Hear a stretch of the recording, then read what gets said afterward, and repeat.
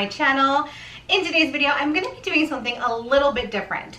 So mostly what I have been finding on my channel is that you guys love thriller recommendations, and especially ones that maybe you haven't heard of before.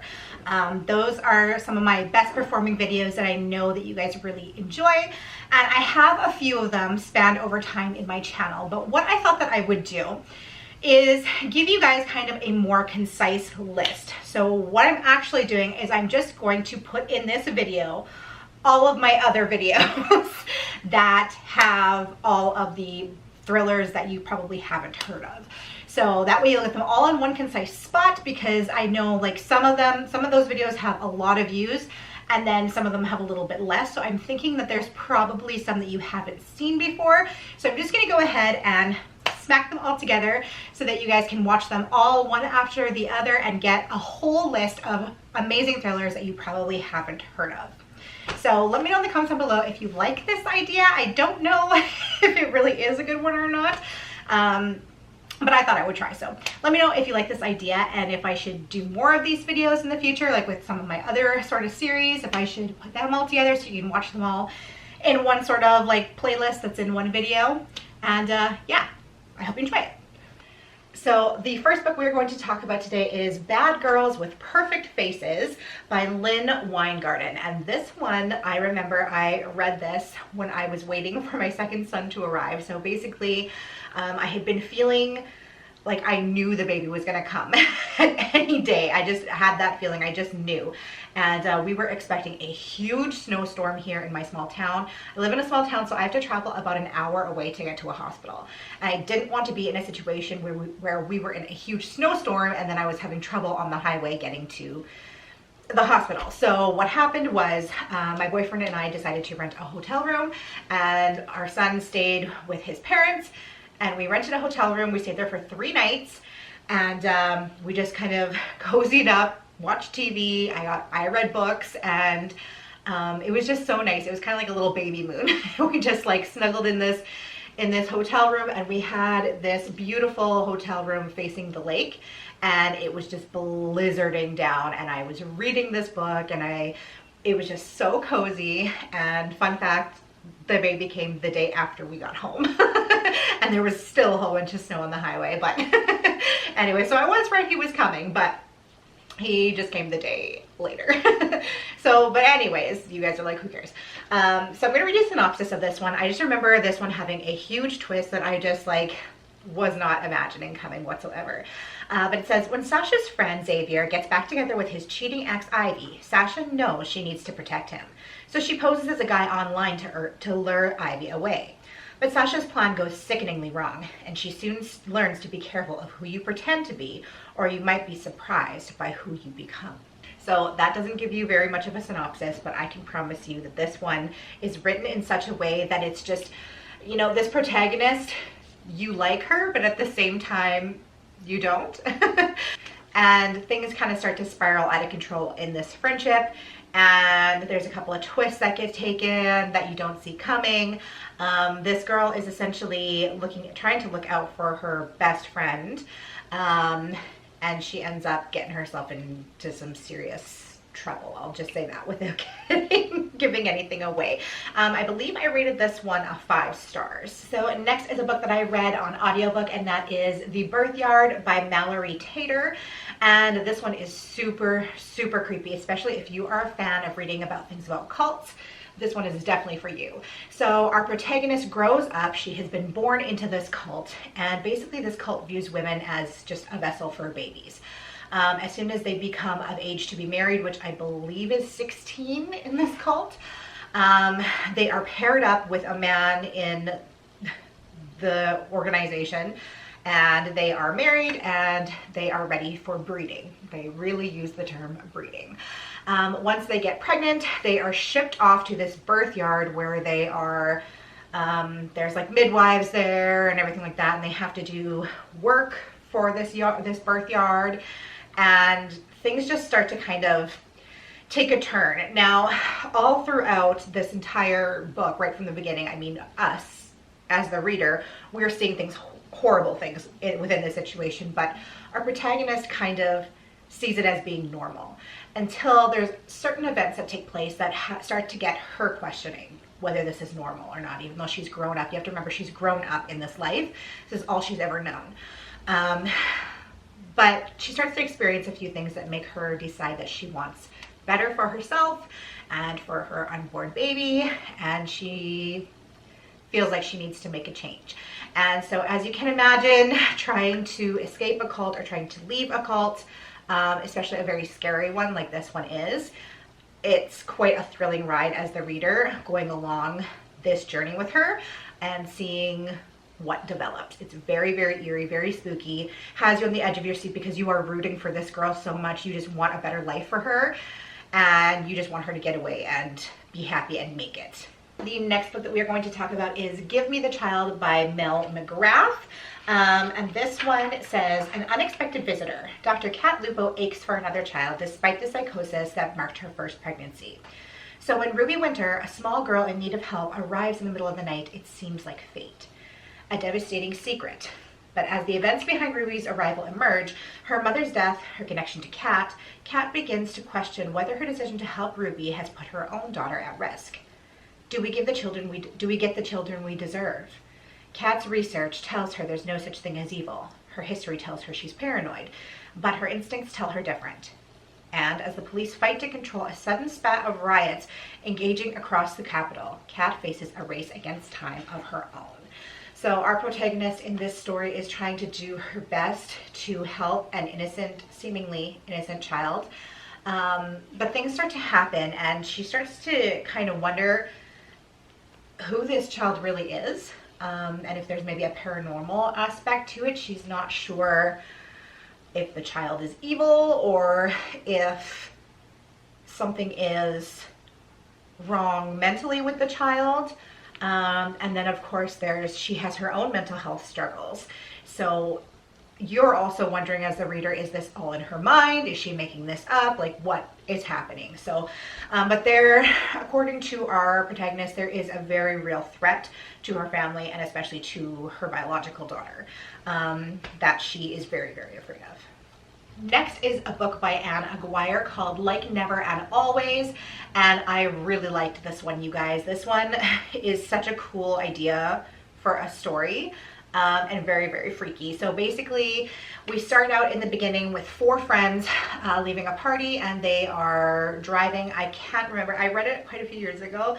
I can't remember if they were drinking and driving or if one of them was drinking and driving. I think that maybe the other 3 had been drinking except for the driver. That could possibly be it. But in any case, they get into a really bad accident. And when our protagonist wakes up, she is in her friend's body. So, so basically it's 2 girls, 2 boys, couples. And when the girl wakes up, she is alive, but she is in her best friend's body. And her body has died in this accident. So she's been told that her best friend has died, but it's really her because she's in her best friend's body. Does that make sense? I should maybe read you guys the synopsis anyway, just because I feel like I'm not doing a very good job of explaining it. So let's just do that.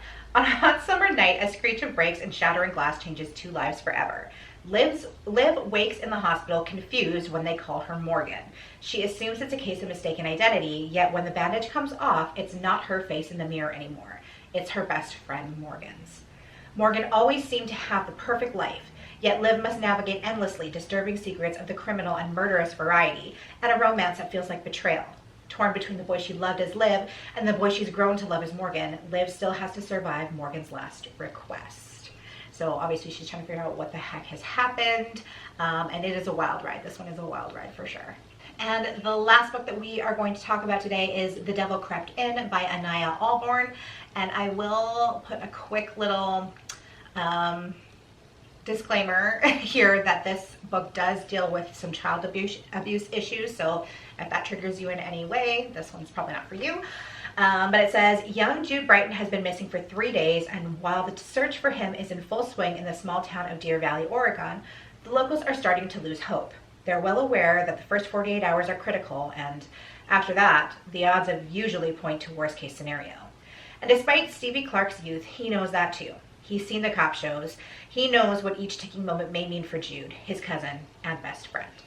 That, and there was that boy Max Larson, the one from years ago, found dead after also disappearing under mysterious circumstances. And then there were the animals. Pets gone missing out of yards. For years, the residents of Deer Valley have murmured about these unsolved crimes and that a killer may be still lurking around their quiet town. Now, fear is reborn, and for Stevie, who is determined to find out what really happened to Jude, the awful truth may be too horrifying to imagine. The first book that we're going to talk about is Stolen Child by Laura Elliott. So I am going to read the synopsis for these because, to be completely honest, with some of them, I read them so long ago that I don't even really remember the book. I know that I rated it higher, but I don't even remember it because it's been so long. So a lot of these I might actually end up rereading myself because they sound really good and I know that I liked them off of my Goodreads review. So I might end up reading a few of these myself. But this one says, Carla Kelly wakes to find her 2-day-old baby daughter's cot empty. Carla, a top model, launches a fierce national campaign to find her baby, but she receives a deluge of threats and recriminations from strangers. She flaunted her pregnancy in the media. She cashed in on it. She deserves everything she gets. One letter Carla receives stands out from the rest. It opens wounds and exposes shocking secrets from Carla's past that suggest what happened to her daughter was a revenge a long time planned. So this one obviously sounds really good. And it says on the front, it says, she will find the woman who took her daughter. So I remember kind of bits and pieces of this. But from what I remember of it, especially now, I think I read this before I was a mom. Now I think reading this as a mother, I think it would be 100 times worse, and it would be keeping you more on the edge of your seat because basically she's trying to figure out who did this to her. She knows that this is somebody that she knows, or somebody that obviously knows more about her than would lead on in the press. Like it said, she is a famous person. She is a model. So she goes around and she kind of like, while she's pregnant, you know, she's flaunting it. She's excited, as, you know, all new mothers are. But so many people just think, well, whatever, you know, you did this to yourself.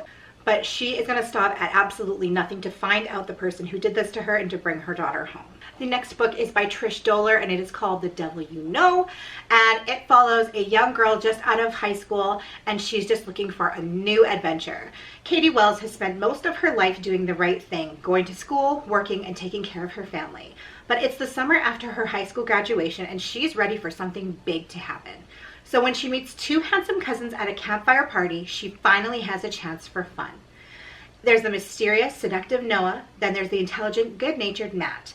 When they invite her and a friend to join them on a road trip, it's just the escape Katie has been craving. But what starts out as a carefree journey quickly turns deadly when she discovers that one of the boys is not who he claims to be at all.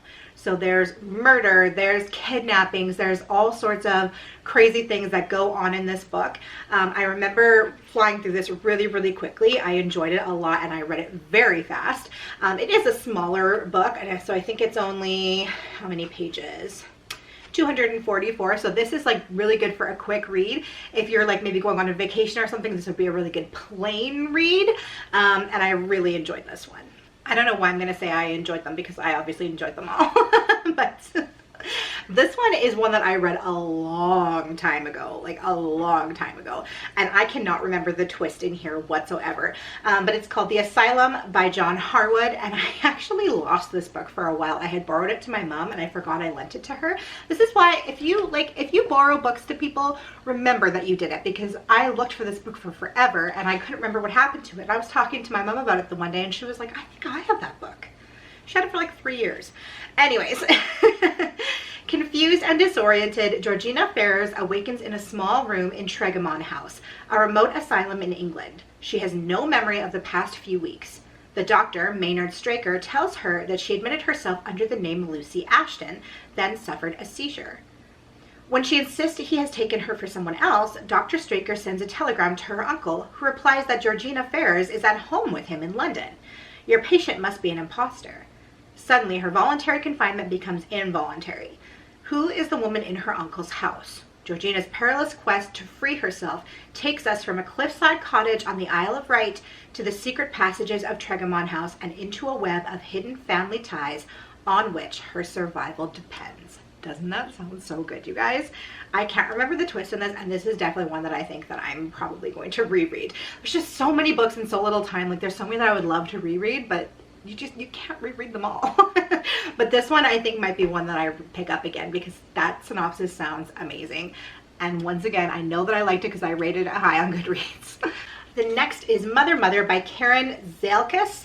And this one is super creepy, and I actually read this 1.5 times because I forgot that I read it first, and I started picking it up again. This was a couple years ago. I picked it up again and I got like a quarter of the way through it, and I was like, this really sounds familiar, and then I realized I had already read it. But that's how good the synopsis is that you're gonna want to read it twice. Josephine Hurst has her family under control. With 2 beautiful daughters, a brilliantly intelligent son, a tech guru husband, and a historical landmark home, her life is picture perfect. She has everything she wants. All she has to do is keep it that way. But living in this matriarch's determinedly cheerful yet subtly controlling domain hasn't been easy for her family. And when her oldest daughter Rose runs off with a mysterious boyfriend, Josephine tightens her grip and gradually turning her flawless home into a darker sort of prison. Resentful of her sister's newfound freedom, Violet turns to Eastern philosophy, hallucinogenic drugs, and extreme fasting, eventually landing herself in the psych ward. Meanwhile, her brother Will shrinks farther into a world of self-doubt. Recently diagnosed with Asperger's and epilepsy, he is separated from the other kids around town and is homeschooled to ensure his safety. Their father, Douglas, finds resolve in the bottom of the bottle, an addict craving his own chance to escape. Josephine struggles to maintain the family's impeccable facade, but when a violent incident leads to a visit from Child Protective Services, the truth about the Hearst might finally be revealed. So this one obviously is set, it's more from the perspective of the mother. Like, you get to see perspectives of all of the children in here, but it's also from the perspective of the mother as she is like declining mentally, and she is trying so hard to just project this perfect family image that she is like extremely controlling her family, and things just start to go completely awry and she starts to completely downgrade mentally. So very interesting psychological thriller. And the last book we're going to talk about today is one that I have talked about before, and that is Ruthless by Carolyn Lee Adams. And this one follows a girl who wakes up in the back of a truck bed realizing that she has just been kidnapped. So that's how our story opens. She's just like coming aware and realizing she's in the back of a truck bed, not knowing who she's with or what's happening. She's blindfolded, she's tied up, and she's realized that she's been kidnapped. And her kidnapper takes her to a cabin in the woods where she realizes that this is not the first person that he has done this to, that there are plenty of other girls that he has done this to. And she decides that she is going to be the one to escape and who is going to live.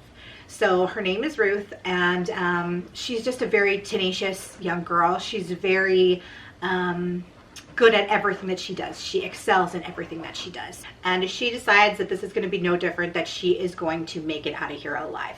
So this follows her. This all takes place over one evening, one night. It is an extremely fast-paced thriller. I read this during the summer, actually at our family cabin in the woods.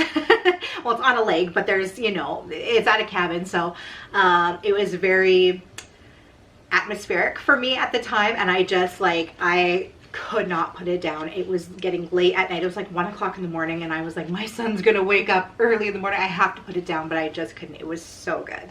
The next book is one that I actually can't believe I don't think I've ever talked about this on my channel before, but this book was so good, and I read it a couple of years ago, and I really enjoyed it. And the lyrical writing is just so beautiful, especially in the very beginning, like the first chapter. It just had me hooked like that because it has beautiful lyrical writing, but not like, it's not full of like froofy stuff. If that makes sense, froofy stuff. This is The Beast is an Animal by Peter Nell Van Arsdale. I apologize if I got that pronunciation wrong, because I probably did. But the synopsis says, Alice was 7 the first time she saw the Soul Eaters. Twin sisters, they radiated an energy that excited Alice. Through them, she felt the wildness of the forest and the beast within it. Too late, she learned of their power to destroy. At 15, Alice knows too much about both the lure and the danger of the Soul Eaters. She lives in a world of adults who are terrified of their power. Fear of the Soul Eaters and of the Beast rules their lives. Even more, they fear the ways in which the Beast may lurk among them and within a girl like Alice. As the threat posed by the Soul Eaters grows, Alice must undertake a journey through the wild danger of the forest. But the greatest danger is not outside her. Alice hides a truth about herself that she can reveal to no one. Alice's secret about who and what she is terrifies her most of all. And in order to save her world, she must also risk losing herself. So we follow this main character, Alice, and she really is on a journey of self-discovery.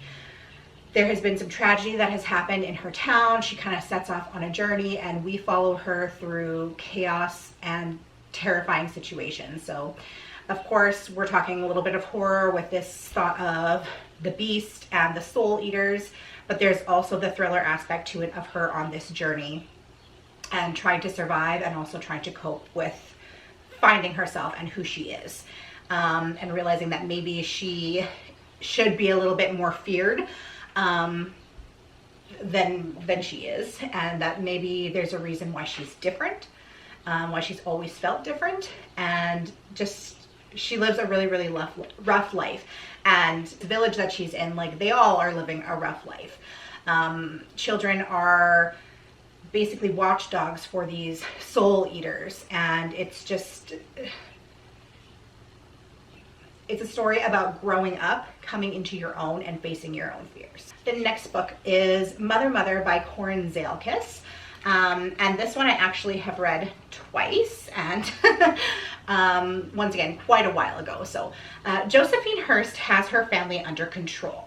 With 2 beautiful daughters, a brilliantly intelligent son, a tech guru husband, and a historical landmark home, her life is picture perfect. She has everything she wants. All she has to do is keep it that way. But living in this matriarch's determinedly cheerful yet subtly controlling domain hasn't been easy for her family.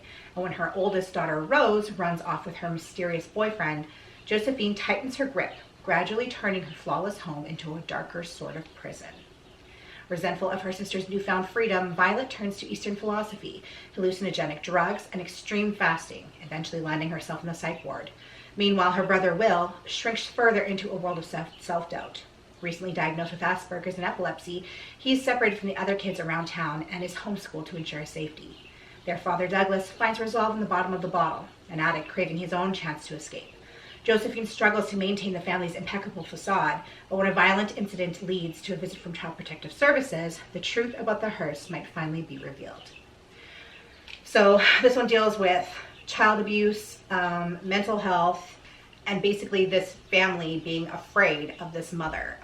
There is something seriously wrong mentally with this mother, as you can tell from the description. And her family is definitely paying the price of this. She has not gotten herself any help for this, and she is just trying so hard to control everything that there ends up being an incident that we find out there's a twist, and we find out that this woman is a lot scarier than even we are reading throughout the story. This one's really, really easy to spoil with that twist in there, so I don't want to say too much about it, but I really, really enjoyed this one. Like I said, I read this one twice, and I don't often reread books, so that says something. Next is The Dogs by Alan Stratton. Out of the corner of my eye, I catch something moving by the barn. When I look, it disappears. Wait, there it is again, at the cornfield. Some movement, something. Mom and I have been on the run for years. Every time he catches up with us, we move to a new place and start over. But this place is different. This place is full of secrets, and they won't leave me alone. So this one deals with a couple of different twists, a couple of different thrilling situations. So we have them on the run from somebody, and just that in itself is kind of, you know, part of a thriller. But then also this place that they have moved to, weird things are starting to happen here. They are in an old farmhouse in the middle of nowhere, and this young boy starts to realize things are happening here. And of course his mother is not listening to that, as most parents do, right? They just think that their kid is full of it. But he's kind of left to fight this thing on his own and figure out what's going on here. So once again, part horror, part thriller, really, really good. So next is a book that I listened to on audiobook a couple of years ago, and it is Her Every Fear by Peter Swanson. Growing up, Kate Priddy was always a bit neurotic, experiencing momentary bouts of anxiety that exploded into full-blown panic attacks after an ex-boyfriend kidnapped her and nearly ended her life. When Corbin Dell, a distant cousin in Boston, suggests the two temporarily swap apartments, Kate, an art student in London, agrees, hoping that time away and a new place will help her overcome the recent wreckage of her life. Soon after her arrival at Corbin's grand apartment on Beacon Hill, Kate makes a shocking discovery. His next-door neighbor, a young woman named Audrey Marshall, has been murdered. When the police question her about Corbin, a shaken Kate has few answers and many questions of her own. Curiosity that intensifies when she meets Alan Cherney, a handsome, quiet tenant who lives across the courtyard in the apartment facing Audrey's. Alan saw Corbin surreptitiously come and go from Audrey's place, yet he's denied knowing her. Then, Kate runs into a tearful man claiming to be the dead woman's old boyfriend, who insists Corbin did the deed the night that he left for London. When she reaches out to her cousin, he proclaims his innocence and calms her nerves until she comes across disturbing objects hidden in the apartment and accidentally learns that Corbin is not where he says he is. Could Corbin be a killer? What about Alan? Kate finds herself drawn to this appealing man who seems so sincere, yet she isn't sure.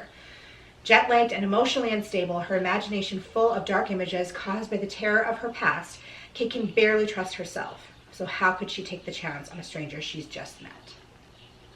So in this book, Kate is trying to figure out what is going on. Obviously, her cousin starts to look very, very suspicious, and she is trying to figure out if he has actually done this, and she kind of tries to solve this murder on her own.